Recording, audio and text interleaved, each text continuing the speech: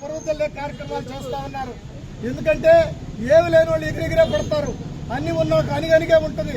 ఆయనకి మీకు తెలుసు, వచ్చిన దగ్గర నుంచి కూడా ఆనాటి నుంచి ఈనాటి వరకు జగనన్న ఏ పిలిపించినా ఎలాంటి కార్యక్రమాలైనా అది కష్టమా సుఖమా అనేది లేకుండా నిత్యం మన మధ్య ఉండే నాయకుడిని మనం కూడా గమనించాలా. ప్రతి ఒక్కరు ఆలోచించండి, అక్కలు ఆలోచించండి, అన్నలు ఆలోచించండి, తమ్ముళ్ళు ఆలోచించండి, అవలు ఆలోచించండి, తాతలు ఆలోచించండి.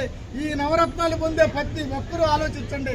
మన ఇంటికే వచ్చి మన దగ్గరికే వచ్చి ఉదయాన్నే తలుపు తట్టి ఆ మహిళమ్మ తల్లులు మన ఇంటికి వచ్చే వాలంటీర్లు మన ఇంటికి వచ్చి ఇచ్చే కార్యక్రమం ప్రపంచంలోనే కాదు ఎక్కడా చూసి ఎరగం.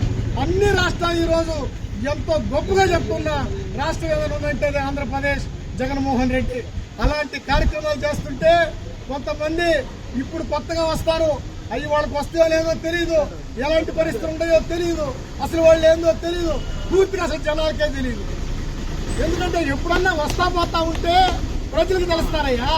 ఎప్పుడో ఒకసారి ఎలక్షన్ టైంకి వచ్చేసి మళ్ళీ తలుపులు వేసుకొని మళ్ళీ 5 సంవత్సరాలు ఎప్పుడైపోతా అప్పుడు వద్దామా, అప్పుడు మళ్ళీ తలుపులు తెద్దామా అనే కార్యక్రమాన్ని ప్రజలు ఎవరు పిచ్చోళ్ళు కాదు.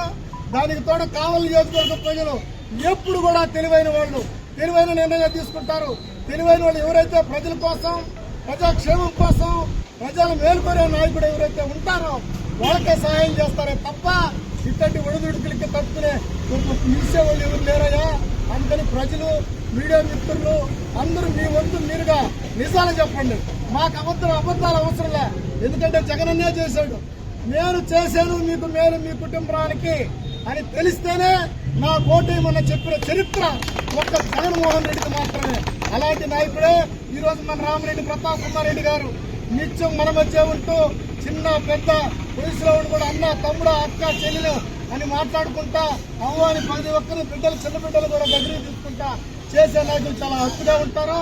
అందులో మొదటి స్థానంలో మన ప్రతాప్ రెడ్డి ఉంటాడని చెప్పి ఈ సమావేశంగా తెలియజేస్తూ ఈ అవకాశం ఇచ్చిన అందరికీ పేరు పేరున